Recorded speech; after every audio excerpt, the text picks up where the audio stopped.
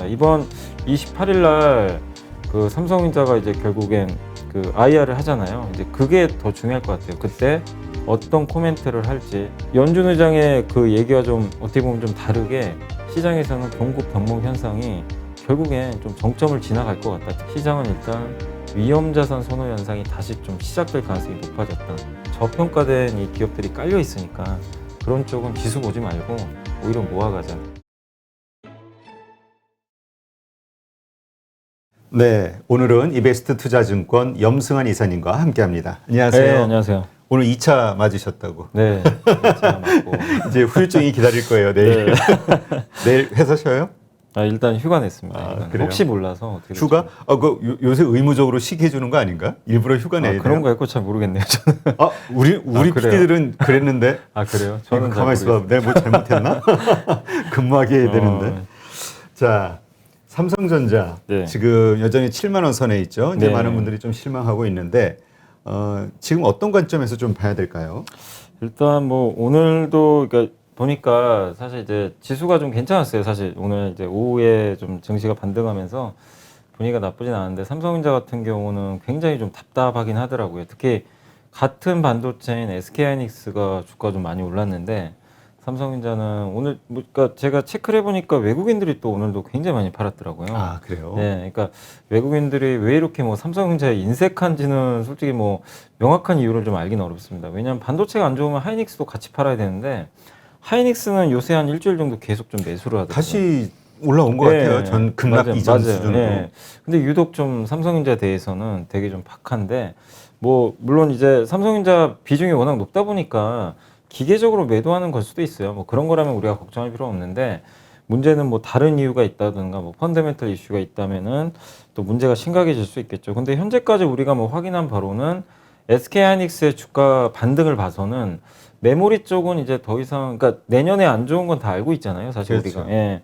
근데 하이닉스가 올라오는 거 보면 삼성전자는 오히려 하이닉스보다 메모리 경쟁력은 조금 더 앞선 그 기업이잖아요.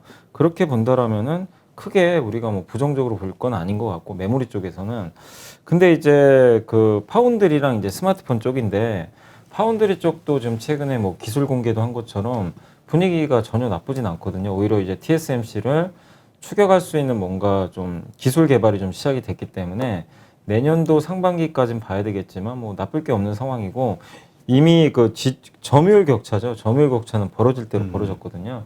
근데 그 상황에서 삼성전자 추격하면 추격했지 더 벌어질 이유는 전혀 없다고 좀 보고 있습니다. 거기다가 이번에 폴더블 폰이 좀 아쉬운 게 삼성전자가 수요 예측을 완전히 실패한 것 같더라고요. 왜냐하면 폴더블 폰이 이렇게 잘 팔릴 줄 모르고 공급을 생각보다 많이 못 늘린 거예요. 근데 이번에 너무 수요는 많은데 공급이 안 된 거죠.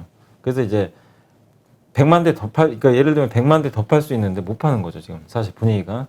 그런 부분은 아쉽지만 그래도 지금 7만 원 정도, PBR 1.5배 정도 수준이라면 삼성전자가 또 연간 50조 정도 벌 거고 주가는 굉장히 저는 뭐 개인적으로 저평가돼 있다라고 지금 생각을 하고 있고 또 내년도에 메모리 반도체 업황이 악화된다 하더라도 선반영된 그런 측면들을 봤을 때 뭐 수급만 저는 좀 개선되면 점진적으로 좋아지지 않을까 이렇게 보고 있고 다만 이제 이재용 부회장이 아직은 뭔가 적극적인 행보를 보이지 않고 있거든요. 그렇게 좀 나올 때는 우리가 많이 네, 기대했었는데. 맞아요.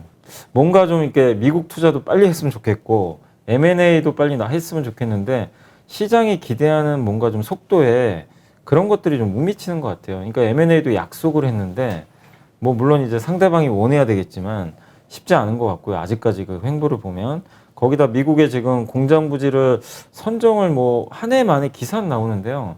정확하게 지금 선정이 안 된 것 같아요. 그러니까 뭐 오스틴이 될지 저번에 보니까 테일러시 그 옆에 있는 테일러시도 좀 일부 있다고 하는데 어느 게 될지는 잘 모르겠습니다. 근데 이제 시장은 빨리빨리 뭔가 좀 결정하기를 원하는데 그게 안 되고 그러다 보니까 이제 외국인들이나 시장 참가자들은 일단은 좀 지켜보자는 그런 좀 분위기가 아닌가 싶어요. 그래서 삼성전자는 여전히 좀 7만 원 선에서 답보 상태인 것 같습니다. 이번 28일 날 그 삼성전자가 이제 결국엔 그 IR을 하잖아요. 이제 그게 더 중요할 것 같아요. 그때 어떤 코멘트를 할지. 그러니까 지금 제일 문제가 공급망 이슈잖아요. 그렇죠. 네, 이런 거에 대해서 삼성전자는 어떤 식으로 좀 대처를 할 거고 실제로 지금 내년도의 메모리 전망을 또 시장이 보는 거랑 삼성전자 직접 업체가 보는 거랑 또 다를 수가 있거든요. 그렇지. 예. 그리고 또 설비 투자를 어떻게 할 것인지. 그래서 많은 분들의 시선이 28일로 몰려 있을 것 같아요.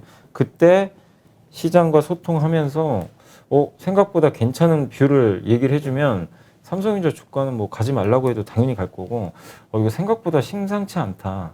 이런 또 움직임이 나오면은 저는 뭐 급 나간다고 생각은 안 하는데 왜냐면 7만 원 이제 밑에까지 한번 왔으니까 주가가 또 상당 기간 못 갈 수도 있는 거거든요. 다시 또 횡보한다. 예, 근데 저는 어쨌든 지금 주가 수준에서 뭐 너무 걱정할 필요는 없다고 봐요. 다만 이제 우리가 원하는 좀 빠른 반등이 나올 거냐, 좀 지지부진할 거냐, 이거는 이제 이번 주 목요일 날, 28일 날 IR을 좀 보고 우리가 좀 판단을 해야 될 것 같습니다. 네. 진짜 그때 그 부분도 좀 살펴봐야 된다 이런 얘기가 있어요. 그 전에 260조인가 240조 투자한다 그랬잖아요. 네, 260종가 하면 60조. 네, 그 정도 될 거예요. 예. 거기에서 이제 비메모리 쪽에 얼마나 투자할 것이냐 그 네. 비중에 따라서 그 삼성전자에 대해서 우리가 사실 그 밸류에이션의 어떤 그 레벨업을 맞아요, 그 비메모리 맞아요. 쪽에서 예, 기대하고 비메모리 있는 쪽. 거잖아요. 예. 근데 일단은 반도체 전체적으로는 200조 투자한다고 했고, 근데 그 중에 이제 비메모리 쪽을 뭐 정확한 금액은 안 나왔는데 상당 부분 투자할 걸로 지금 얘기를 했거든요. 그리고 그때 했던 얘기가 뭐냐면 메모리는 좀 천천히 하겠다고 언급을 하긴 했는데 그 속도대로 기존 속도대로. 근데 비메모리는 몇 년 앞당겨서 그냥 하겠다 그랬거든요. 그러니까 예를 들면 3년 후에 할 거를 아예 그냥 미리 당겨서 하겠다. 이렇게 당시에 좀 언급을 했기 때문에 이번 IR에서도 여러분이 좀 살펴보실 게 결국엔 비메모리 쪽에서 어떤 또 스케줄을 갖고 있고 얼마만큼 공격적으로 할 건지 그리고 역시 초미의 관심사는 올해 안에 진짜 이거 삽들 수 있는 거냐 미국에서 공장 요거에 대한 질문들이 되게 많아질 것 같아요. 그러니까 그 부분을 정확히 한번 좀 지켜보시고 그리고 아마 대만의 그 트렌드 포스라는 그 이제 전문 반도체 그 예측 기관 있잖아요.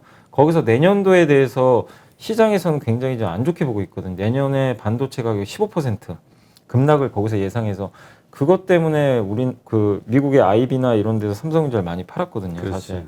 근데 삼성전자는 이거에 동의를 하는 건지 아니면은 좀 더 낙관적인 시각을 가지고 있는지 일단 목요일 한번 보시고 그리고 이제 그 26일이죠. 26일 화요일 날은 또 SK하이닉스가 IR이 있거든요. 그러니까 하이닉스 IR에서도 먼저 좀 예고편이 나올 수 있으니까 이번 주는 어쨌든 이 양대 반도체 투톱에 대해서 여러분들이 실적 발표보다요. 그러니까 실적은 이미 지나간 데이터랑 의미는 그렇죠. 없어요. 예.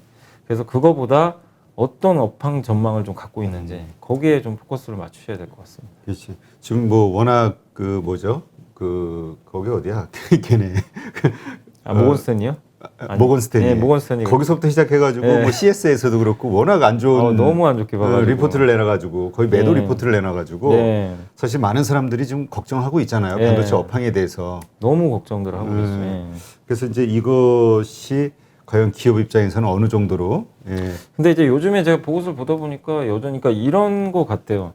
정리를 좀 해드리면 이제 외국인들은 뭐 다들 알고 계실 거고 외국계 증권사의 뷰는 국내는 이게 판판이 딱 갈려 있잖아요. 되게 보수적으로 보시는 애널리스트 분이 몇 분 계시고 또 여전히 낙관론으로 보고 계신 분들이 계시는데 그분들 논리는 거의 그러니까 일치되는 건 뭐냐면요. 내년 상반기까지는 대부분 다 안 좋게는 봐요. 예. 근데 약간 시각이 엇갈리는 게 여전히 보수적으로 보시는 분 지금 살 필요 없다. 왜냐 내년 하반기도 봐야 된다. 보수적이고 근데 낙관적으로 보시는 분들은 특히 신한금융의 그 최대훈 애널리스트 같은 그 부장님 같은 경우는 그분은 내년 2분기부터 좀 돌릴 거라고 보시더라고요. 왜냐하면 지금 공급난이 너무 심한데 이게 내년 1분기가 정점이 될 거래요. 2분기부터 터닝하니까 그러니까 약간 이제 낙관론인데 공통적으로 어쨌든 내년 상반기는 대부분 안 좋게는 다들 보고 있어요. 근데 하반기에 대한 그림이 일단 좀 다릅니다. 그래서 빠르면 올해 연말에 간다는 분 아니다 내년 상반기도 쉽지 않을 거나 이거에 대한 그 부분은 되게 엇갈리는데 근데 그럼에도 불구하고 대부분 지금 주가는 비싸지 않다. 내려올 만큼 내려왔다. 그러니까 하방에 대해서는 다들 좀 어느 정도 인정은 하고 있어요. 그래서 더 여러분들이 이상 빠질 건 없다. 예, 그러니까 비관적으로 보시는 분들도 왜냐하면 지금 주가가 빠져 있으니까 그래서 주가 현재에서 더 내려가는 거에 대해서는 너무 삼성전자, 하이닉스 둘 다 걱정할 필요는 없을 것 같은데 원하는 반등이 언제 나올지 여기에 대한 의견은 아직은 엇갈리거든요. 그러니까 그거는 좀 더 상황을 지켜봐야 될 것 같아요. 네. SK 하이닉스는 일단 실적 발표를 앞두고 슬금슬금 주가가 오르는 걸 보니까 뭐 되게 긍정적인 것 같아요. 예, 그러니까 흐름은? 하이닉스가 요새 외국인들이 많이 사고요. 하이닉스가 PBR이, 그러니까 삼성전자가 물론 파운드리가 있어서 그러겠지만 삼성전자가 PBR이 1.5배입니다. 자산 가치 대비해서. 이번에 하이닉스가 얼마까지 찍고 왔냐면요, 0.9배까지 찍고 왔습니다. 이게 9만 그때 1,000원까지 갔을 때가 그 가격이겠네요. 왜냐하면 이게 왜 중요하냐면은 반도체 경기가 안 좋았을 때 항상 하이닉스가 0.9배를 찍고 갔대요. 이번에도 찍었어요. 그러니까 근데 찍고 나서 진짜 거짓말처럼 10만 원 넘겨버렸잖아요, 바로. 그러니까 뭐냐면 오히려 하이닉스가 차라리 부담이 없다는 거죠. 이게 가격이 미리 다 빠져가지고. 그러니까 근데 삼성전자는 메모리만 봤을 때는 사실 더 내려와야 되거든요. PBR 기준으로 봤을 때는. 근데 이게 아까 말씀하신 대로 파운드리가 위에 있다 보니까 밸류를 당연히 높게 줘야 돼요. 그래서 삼성전자가 약간 더 고밸류를 받는 거죠. 근데 하이닉스는 아예 내년에 정말 안 좋아져도 내년 말까지 안 좋아도 그냥 아예 반영을 해버린 거예요. 0.9배로. 그래서 오히려 외국인들이 봤을 때도 기왕 먼저 매 맞아버린 하이닉스가 부담이 없는 것 같다. 이렇게 보는 것 같고, 사실 뭐 메모리 반도체에 대해서는 아직은 뭐 낙관적인 시각은 그렇게 많지는 않기 때문에 일단 26일 날 발표될 3분기 실적은 좀 봐야 되겠지만 항상 체크하실 거는 하이닉스가 과연 시장이 100을, 그러니까 설비 투자를 시장이 100을 예상하는데 90을 발표하잖아요. 주가는 급등해 버려요. 그럴 수 있어요. 근데 시장이 좀 우려하는 게 수요는 좋아요. 여전히 좋은데 이거 너무 공급이 늘어나는 거 아닐까. 실제로 그런 게 많이 감지가 되다 보니까 공급이 그렇게 안 늘어날 줄 알았더니 생각보다 많이 늘었어요, 올해. 근데 사실 역으로 생각하면요, 이 SK하이닉스랑 삼성전자 바보는 아니잖아요. 수요가 그만큼 좋으니까 공급 늘린 거거든요. 업황이 좋다는 얘기인데, 다만 이제 너무나 이렇게 그 공급을 늘려버리면 그 뒤에 따라올 공급강이 이제 무서운 거거든요. 그래서 그 26일 날 있을 하이닉스 IR에서는 공급에 대한, 그러니까 설비 투자에 대한 부분도 여러분들이 한번 좀 체크를 해보시는 게 좋을 것 같습니다. 네. 하여튼 하이닉스는 그 계산하기가 좀 쉬워. 근데 삼성전자는 진짜 복잡해요. 복잡해요. 이게 사업부가 이쪽 많아서. 사업부 저쪽 사업부 해가지고. 그러니까 차라리, 그러니까 아까 말씀드린 대로 제가 기관이나 외국인 투자자들에도요, 저는 물론 솔직히 그 사실 삼성전자를 여전히 장기적인 관점에서 더 좋게 봐요. 왜냐하면 이게 다변화돼 있기 때문에. 그렇지. 근데 지금 당장 투자하기에는 사실 하이닉스가 그냥 심플해요. 그렇죠. 그냥 메모리, 야, 너 내년까지 다 안 좋은 거 그래 반영했어. 나쁠 거 없잖아, 그냥 사. 약간 이 논리예요. 근데 삼성전자 저 파운드리도 봐야 되고 저거 폴더블 그렇지. 폰도 어떻게 되는 거야? 그래서 복잡한 거죠, 가전도 약간. 봐야 되고 뭐. 예. 예. 하여튼 뭐 그런 이유인지는 몰라도 근데 어쨌든 뭐 500만 명 가까운 뭐 개인 투자자들이 물려 있다고 하니까 그러니까요. 예. 하여튼 좋은 결과가 좀 있었으면 네. 좋겠습니다. 빠른 반등이 네. 있었으면 좋겠고. 자, 그런데 이제 근본적으로 이 시장 자체 아무리 개별주가 좋아도 시장이 안 좋으면 뭐 다 무너지는 거잖아요. 네, 맞습니다. 그러니까 지금 11월 이제 연준의 이제 테이퍼링에 대한 언급 스케줄이 나올 때가 됐잖아요. 한 2주 정도 후면은 2, 3주면. 그러니까 이거 앞으로 시장이 더 급락을 하거나 안 좋은 장이 오는 거 아니냐. 그 발표하면서 전후로 이런 걱정을 하는 분들도 많이 있단 말이죠. 제가 그러니까 오늘 이제 촬영한 날짜 오늘이 월요일이잖아요. 10월 25일. 제가 오늘 아침에 시장을 이제 출발하는 거 보고요. 역시 딱 봤을 때 느낌이 뭐냐면은 여전히 한국은 좀 약한가? 무슨 느낌이냐면 미국은 신고가인데 근데 주말에 무슨 얘기를 했냐면 파웰 연준의장이 금리 인상 얘기를 갑자기 꺼냈잖아요. 갑자기 느닷없이 한 번도 그런 얘기를 안 하시던 분이 이게 생각보다 인플레가 오래 갈 것 같다고 이제 본인이 좀 잘못 본 거죠. 인정을 하고 너무 오래 가면 생각보다 빨리 금리 인상하겠다. 그러니까 미국에서도 지금 설문조사를 하고 있는데 지금 내년도 9월에 금리 인상할 확률이 굉장히 많이 올라갔어요. 그러니까 테이퍼링이 7월에 끝나거든요. 그리고 보통은 좀 텀을 주고 하는데 이 분위기면 9월이에요. 그러다 보니까 미국의 기술주들이 놀래가지고 금요일날 좀 빠졌잖아요. 물론 이제 미국의 그 애플의 광고 정책 변경 때문에 뭐 페이스북이나 구글이 좀 빠진 것도 있지만 그게 좀 기술주들한테 부담이 됐거든요. 이거는 사실 우리나라 증시에 사실 예전 그림으로 보면요 되게 안 좋은 겁니다. 특히 미국이 금리를 올리면 신흥국한테는 굉장히 좀 직격탄이잖아요. 그렇죠. 그래서 오늘 아침에도 그런 모습이 딱 나와서 증시가 그냥 밑으로 힘없이 무너져 버리더라고요. 그래서 이게 좀 영향을 좀 받는구나 했는데 다행스럽게도 이제 2차 전지하고 콘텐츠주가 무너지곤 있었는데 갑자기 경기 민감주들이 막 살아나기 시작하는 거예요. 조선주가 그렇게 갑자기. 네, 맞아요. 조선주도 물론 이유는 있었어요. 뭐 카타르 LNG선 이제 대규모 발주, 기대감도 있는데 그때 봤던 게 뭐냐면은 조선주가 괜찮았고요. 또 거기다가 철강주가 살아나기 시작합니다. 그리고 은행주 올라가는 건 당연하잖아요. 뭐 금리 때문에. 근데 하이닉스가 안 빠지는 거예요. 그러니까 삼성전자는 좀 빠지더라고요. 그래서 제가 그거 보면서 왜냐면 지수는 좀 빠지고 있는데 이 기업들이 버티는 거 보고 이거 생각보다 시장이 좀 내성이 생겼구나.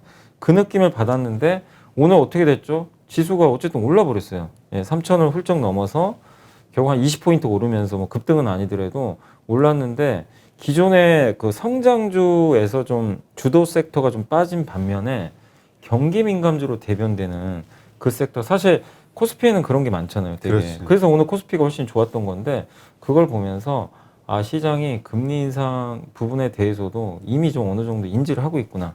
크게 우려를 안 하는구나. 그리고 지금 연준 의장이 제일 우려하는 게 인플레인데 공급 병목 현상 때문에 그런 거거든요.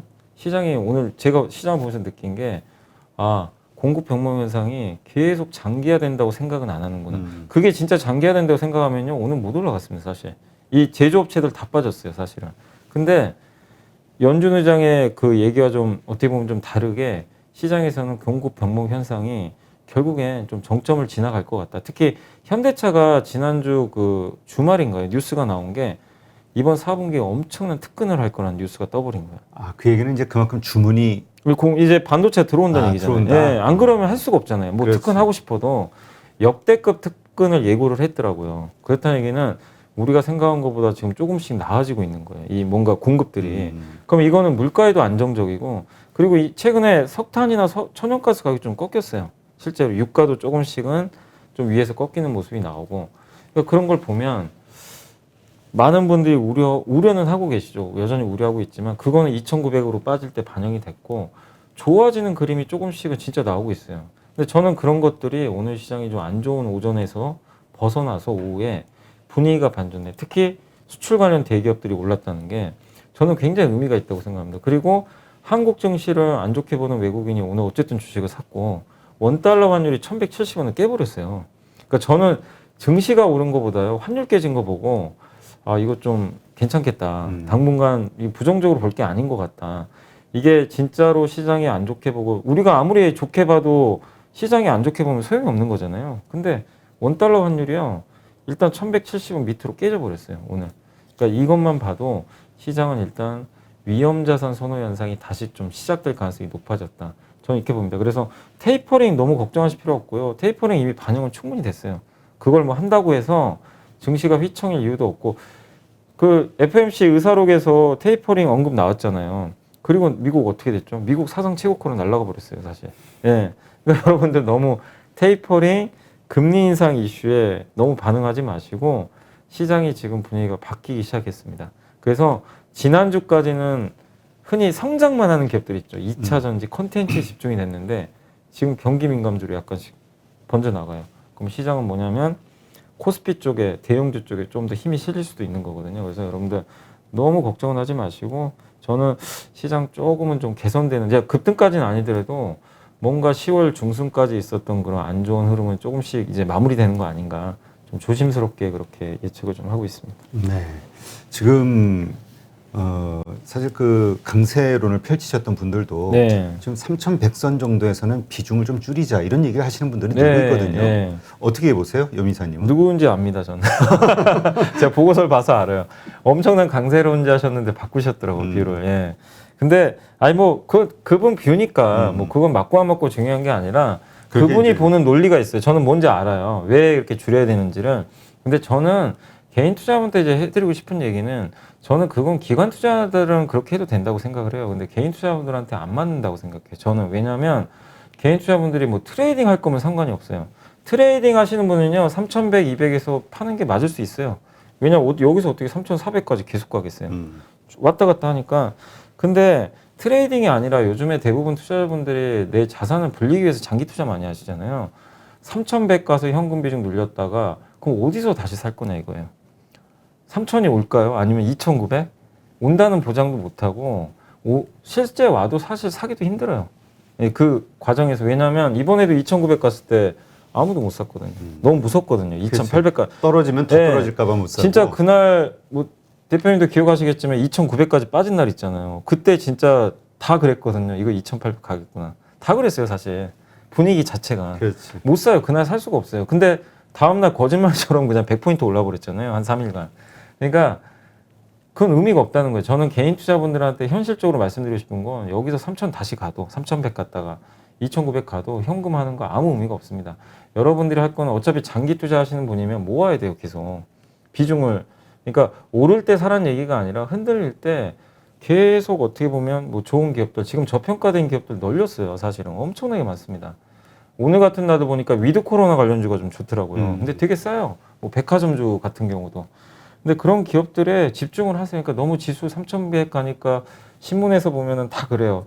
자, 현금 비중 늘려야 됩니다. 3,200 가면 늘려야 됩니다. 그 저는 그냥 툭 까놓고 얘기해서 아무 도움 안 돼요.